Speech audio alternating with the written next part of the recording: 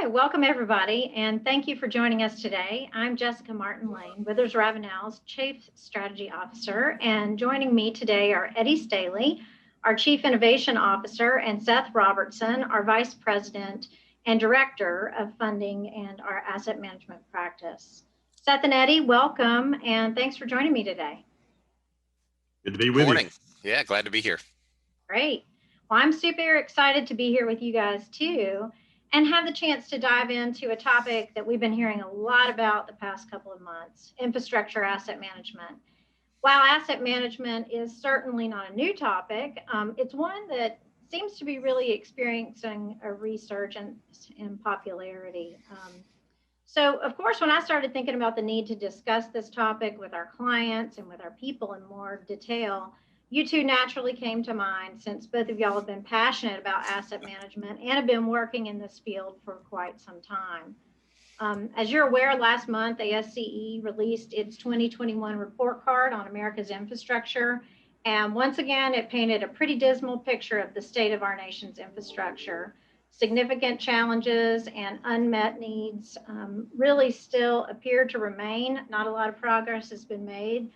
And these unmet needs are going to require a lot of leadership and action and long-term consistent investment from local governments and communities. Additionally, last month, we saw Congress pass the American Rescue Plan Act of 2021, which aims to provide direct money to local governments to help stimulate the recovery of the economy. And that money can be used for infrastructure investment. So with all this infrastructure focus across our nation today, I'm really excited to be here with you guys and to pick your brains and learn from such industry experts. I always enjoy our collaborative time together, and I certainly never leave a discussion without learning something new that will benefit either our firm or our clients. So thanks for making the time for this important discussion. Absolutely. So Seth, I want to start with you, and I want to dive right in. I do want to start with a pretty basic question, though. What, in your own terms, in layman's terms, what is asset management? So you just talked about investment in these assets, and really it's about maximizing the return on those investments. So for many communities, the biggest asset that they have from a financial standpoint and the biggest liability is their utilities. So whether that's water or sewer or stormwater or pavement, all of those are incredibly valuable, and there's a high cost of maintaining those things. So it's about maximizing your return on that investment. The other aspect of that is, of course, a lot of those investments and a lot of those assets are out of sight and out of mind. You have a tremendous amount of buried asset as well. So doing the things necessary to maximize that return on investment is key. And at its very basic level, it's about what do I have? Where is it located? What kind of condition is it in? And knowing those things, how do I make strategic decisions on how to best maintain those things, plan for expansion, and do the rehabilitation and replacement that I need to do long-term to maintain the level of service that I want to provide to my community. Great. Thanks, Seth. And, what do you think that, why do you think it's such a hot topic again these days? I mean, it's been around a long time. So why is it making this resurgence now? And what does this mean for our clients? Well, you talked about the ASCE information that came out and the grades, and that has a lot to do with it. So when you look at the state of our infrastructure, both in North Carolina as a nation, the great thing about a lot of this infrastructure is it's going to last 60, 80, 100 years old. The bad thing is a lot of that infrastructure is getting to the point where it's 60, 80, 100 years old. And a lot of asset management practices and pieces have been around for a long time, and as long as these assets have been available. But I think especially in the last decade or so, as we're starting to reach the end of life for so many assets, it's become kind of a new emphasis and focus on how do we start to address those issues, especially now that we're getting to a point where we don't have the financial resources to address everything that we probably need to do. So how do we make sure that we're getting the biggest bang for the buck for the resources we have? We're managing our risks so that we're doing the most critical infrastructure, and we're making sure that we're doing the right project at the right time. And it's really becoming a critical issue as we get to those conditions that we talked about, the situations that we're dealing with. Of if we aren't starting to act soon and we don't have those plans in place and we don't start implementing those plans, then we're going to get to a point where it's almost impossible to catch up. It's going to be impossible to maintain those levels of service without just tremendous investments. And there's going to be big investments needed regardless, but it's about maximizing what we can do now to keep that total cost down and the total impact on our customers and citizens down as well. Thanks, Seth. So it sounds to me, based on what you just described, that asset management is certainly not a once and done thing. I mean, it's something that communities or businesses need to be thinking about on an ongoing annual perspective. So that brings me to the topic of asset lifecycle modeling and this continuous look at an asset's lifecycle. So Eddie, can you talk to me more about the concept of asset lifecycle modeling? Sure. So when we look at asset lifecycle modeling, there are a couple of things that come into play, and I actually want to play off some of the things that Seth just said. With the really long-term assets that last 60, 80, or 100 years, that's a great thing that they last that long, but that's where we get that complacency of, well, we haven't had to make those investments. Everything's fine. But when they really start to deteriorate, or when they start that really steep curve on the degradation curve, that's when those real challenges start to show up. And if we can see where that cliff is going to be sooner, as Seth was saying, then we have more time to actually adjust our financial capabilities to be able to address that.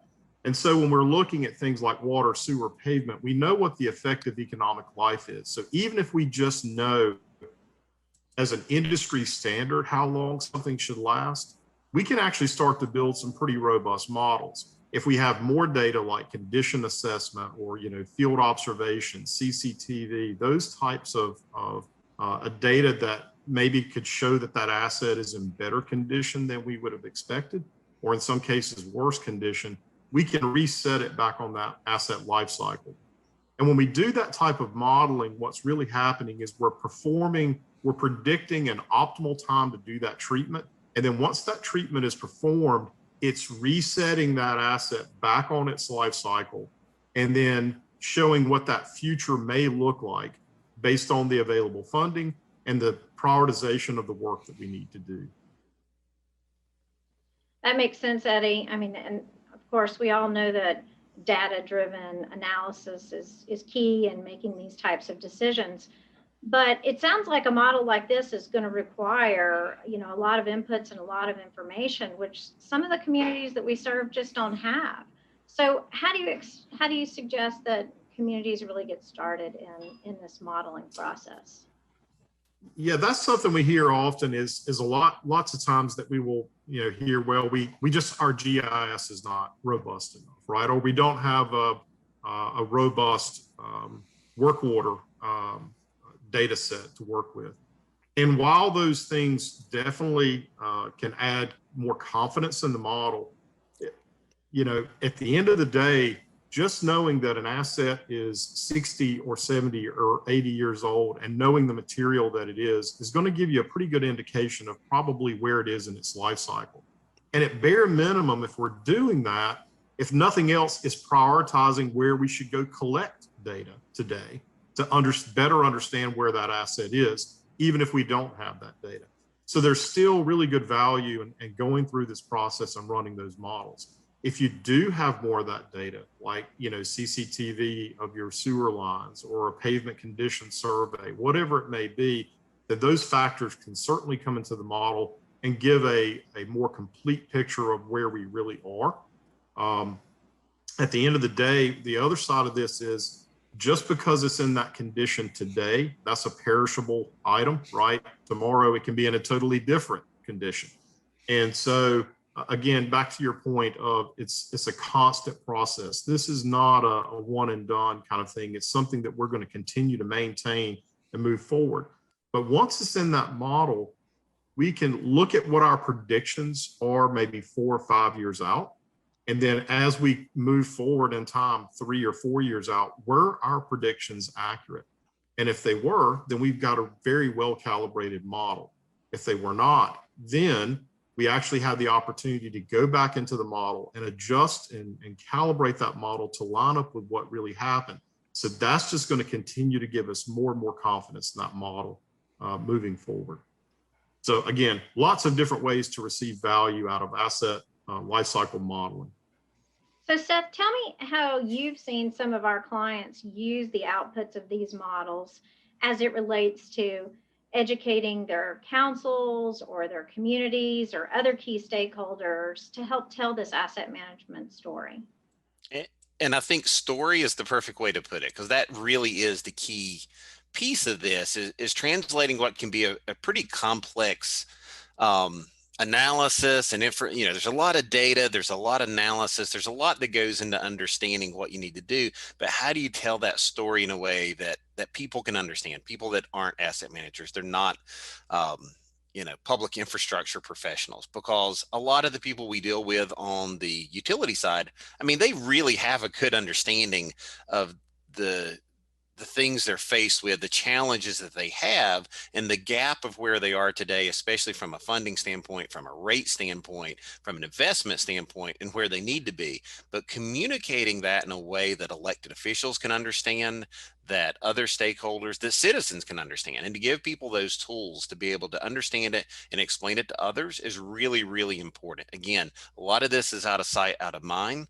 A lot of this is something that they've never dealt with in any of their histories, because the infrastructure was put in before anybody even showed up in the town that are in any type of leadership position. So trying to frame all of this in a way that everyone can understand so that you can start to envision a long-term plan of how you're really going to deal with this. And it seems manageable at the end of the day. I think Eddie touched on something and trying to talk about, more of a long-term ongoing thing. If there's one mistake we've made in the business over time is talking about asset management plans. It's not really an asset management plan and that one and done. It's about setting up a long-term asset management program. It changes the way you manage everything you do. And it's something that impacts the way you make your decisions this year, this month, and sometimes even every day of how you do things going forward. Yeah, and I can imagine, Seth and Eddie, that having it in a program or a model lets you continuously make adjustments and revisit it so that it is giving you the most accurate information at every point in time in which you revisit it. So Seth or Eddie, but you guys are both great storytellers. So I want you to tell me a story. Tell me a story about one of our clients that has really undertaken this concept of, an asset management program and a model. One, specifically a client that uses this predictive life cycle modeling. What are some of the biggest advantages that they've seen from this type of asset management, and what are they getting out of it? So there are a lot of advantages that we've seen with our clients, and just to kind of hit a couple of those. One, I had the opportunity to work with Lawrence, Kansas, and working with their water and their pavement, and understanding how to stack those different asset classes on top of each other. So if I'm going to go pave a road or do some type of treatment on that pavement, what's under that pavement? Is that water line that's there, is it aged as well? Is it going to be due for a replacement in the next 5 or 10 years? Well, how do we go ahead and align those projects and do all that work at the same time? So when we can look at asset management beyond just one asset class, but look at it across all of our assets, there's a lot of value there. The second thing that I would say that's really kind of come out of this, back on the storytelling side that Seth mentioned, is really being able to have the visuals and the really consumable graphics to be able to show both the ratepayers, the stakeholders, the council members, really be able to explain, as Seth said, a lot of complex information. These are very dynamic models, but it does a fantastic job of distilling it down to really consumable information. And when we're able to do that, we've seen the ability to move the needle on the necessary funding. where we haven't been able to prove out or basically get that, get that support to maybe raise rates or to maybe go after a bond or go after some other opportunities. It's really been able to help move that quite a bit. The last piece that I would add to this as well is it does a really good job of looking at your entire funding package. So when we talk about where are these resources, where's this capital coming from? You mentioned ARP. That's a whole new bucket of potential dollars that are out there.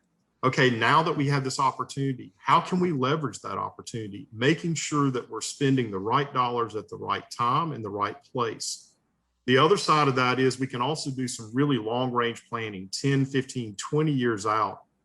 What types of programs are out there? Maybe it's CDBGI, maybe it's SRF, maybe it's USDA, all these different programs for infrastructure that are out there. How can we go ahead and schedule those projects 10 or 15 years out and understand where they are and how those projects may align with those particular funding agencies? The last thing I'll say, and if I didn't say this, I would have definitely left a major part out. Again, understanding that the longer we defer this type of work, it's going to be a more expensive treatment required in order to do that rehabilitation. So if I can not focus on worst first or being extremely reactive, if I can be more proactive, then I can do things like, microsurfacing for pavement that's going to extend life and make that asset last longer. If I can understand this is the right time to go do a CIPP or a slip line project on a sewer line, that's going to be a much more cost-effective way to rehabilitate that asset versus letting it run all the way to end of life, where now my options are maybe dig and replace or pipe bursting, something that's a lot more expensive treatment. So those are some advantages that we've already seen with a lot of our clients across North Carolina and quite honestly across the United States that we're working with. So Seth, I'm sure you've got some other things to add to that as well. Yeah, and I'll add a couple of things to that, but those are all great points, Eddie. I'll also throw out Sanford as an example of somebody that is in a really interesting situation because they have, a lot of aging infrastructure, but then they also have a lot of growth pressures. So it's helping them figure out how to prioritize both of those pieces and making sure that they're planning for the growth at the same time they're doing some of the replacement of the old infrastructure. So instead of going out and doing a rehabilitation of replacement of a line based upon what they have today, they're also realizing 5 years from now, 10 years from now, we have a lot of growth in this area. So we need to put in the infrastructure to support that as well so that we can really plan again. It's about that long-term planning. It's not thinking about this year or even 5 years from now, but taking into account what your needs are going to be 10 years from now, or 15 or even 20 years from now, and understanding sort of holistically what that means to all the infrastructure in the town. And one of the biggest things we see is, again, that ability to move to a long-term mindset and coming up with a real way to implement this. That's the real key. It's one thing to have a plan. It's one thing to know all your needs. It's another thing to really have the tools to say, okay, this is how we get to where we want to be. And we've seen it. Every client we work with, basically, that's really that key moment when it's like, okay, we understand we have these needs. We see this CIP with $50 million worth of projects on it. But now it's taking that and putting it into a plan that we can actually get to a point where we can be sustainable in 5 years, 10 years, 15, how long it's going to take that. It's not going to be overnight. No one's going to get to where they need to be in a year or two, but you can get there if you can start implementing things now. And providing this type of data, this information helps provide, again, the tools to get everyone moving in something that's more sustainable than election cycles. There's a lot of pressure out there to not raise rates and do things, but once you can get the momentum turned and everything moving, it becomes a much easier ask and a path forward as part of that process. It just becomes the way we as a town, this is how we manage our assets. This is how we provide what we want to do. And the last thing I'll say is, especially in the life cycle modeling, and you hit on that, Eddie, is understanding there's a substantial cost of not doing something. It's not just free. We don't spend money. And that cost could be future cost of replacement versus rehabilitation. And it's also the cost of both the level of service and the quality of service that you're going to have long-term in your town. And there's real costs for not doing things. And again, may not show up 2 or 3 years from now, but as you start to see things long-term again, you do see what the impact's going to be 5 years from now, 10, 15 years from now, and it can be huge. The little things you do today have big impacts long-term. That's a very true statement, Seth. And I want to go back to your point for a second about, building this into a process. I mean, I think it's so important for the communities that we've seen really embrace asset management as a program, building it into their annual process has really, it has helped them, it be like a no-brainer for their staff, their councils. It's a natural part of the process now, and it's not this uncomfortable thing that we have to bring up and talk about because we know it's going to affect rates, but it's just necessary. It's necessary, and it does help you kind of avoid that election cycle politics that tend to arise. I mean, especially when it's so easy for communities and councils to rally around things that are new and growth and change. But, if it's in the ground and it's covered up and you don't see it and it's working, right now, then people don't want to talk about it and they don't want to invest in it. So I like this collaborative approach that really balances both the growth and the reinvestment in current assets. So last question, Seth, now that we're all excited about asset management again, how can we help our clients get started? Are there any funds out there that can be used for just starting to eat the elephant one bite at a time? So first of all, I'll say it's never too soon to get started. There's probably never been a more critical time, honestly, to get started than there is now. And part of that is the issues we're facing, but also the potential availability of funding. We talked about ARP earlier. That has the potential, depending on especially how states want to spend their piece of that money, to be the largest, influx of funding for water and sewer, probably since the construction grant programs of the 70s. So this is a huge amount of money. So being able to know what you need to do and position yourself to get that money and put it to work for you is critical right now. And one of those things is understanding what your needs are, understanding the projects and the right thing and the things that are most critical again. In North Carolina, we're very fortunate. So when I worked for the Division of Water Infrastructure as part of the SRF programs and running the water and sewer funding programs in the state, one of the things that we created was the Asset Inventory and Assessment Grant Program, which has really just been a tremendous benefit in North Carolina. So that's $150,000 a year or $150,000 over a 3-year period for water and $150,000 over a 3-year period for sewer. So a given town could get up to $300,000 worth of funding, grant funding, to be able to start their asset management program.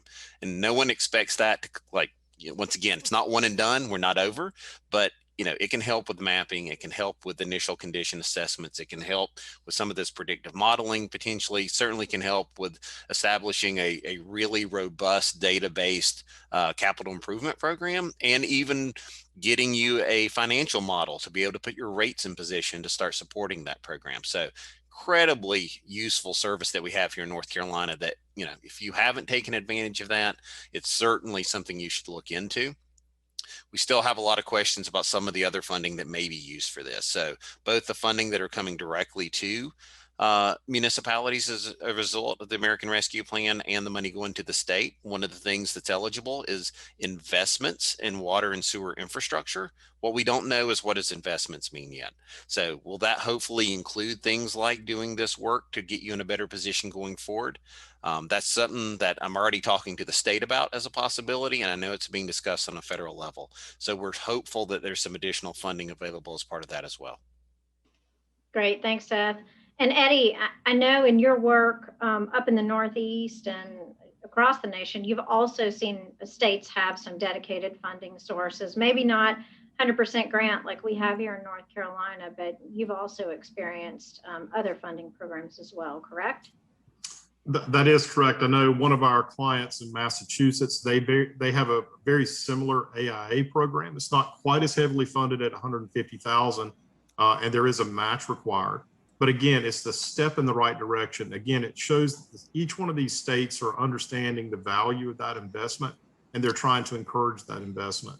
Again, you know, working with one of our clients out in the Kansas area, they have a CDBG program there, much like ours, but again, not quite as heavily funded. So if one thing I can say, it's great to live in the state of North Carolina. We have a really robust program here to really help communities be more progressive, do this kind of forward-leaning work. And so we're certainly blessed to live in our great state, but other states are doing many of the same things that we are as well. One thing I'll say, Eddie, is even if they aren't providing funding, a vast majority of states are now starting to consider it as part of priority for getting funding for everything. So they are starting to emphasize the need for asset management. If they're going to put their state money or federal funding into a project, they want to see that it's been well thought out and well planned, and asset management is the gold standard of that. Yeah, sort of where we exactly right. Yeah. Sort of where we started out here in North Carolina, right? So absolutely. Yeah, we started with a priority, and then we realized it was so important that we were going to put money into the program to help people get there. That's great. That's great. Well, gentlemen, thanks so much for making time to chat with me today. I really appreciate all this information that you've shared, and of course, as usual, imparting your wisdom and your stories and your lessons learned for myself and for our listeners, and for everybody who has joined us today. Thanks so much for tuning in. This session is just the first in what we hope to be a series about asset management. So stay tuned for further discussions with Seth and Eddie. And in between, if you have any questions or need more information, you can simply email us at info@withersravenel.com. Or at the conclusion of this video, we'll have a slide that shows the contact information for Seth or Eddie in case you want to contact one of them directly. So guys, thanks again. And I really appreciate your time today and look forward to our next discussion. Thanks a lot. Thanks, Jessica.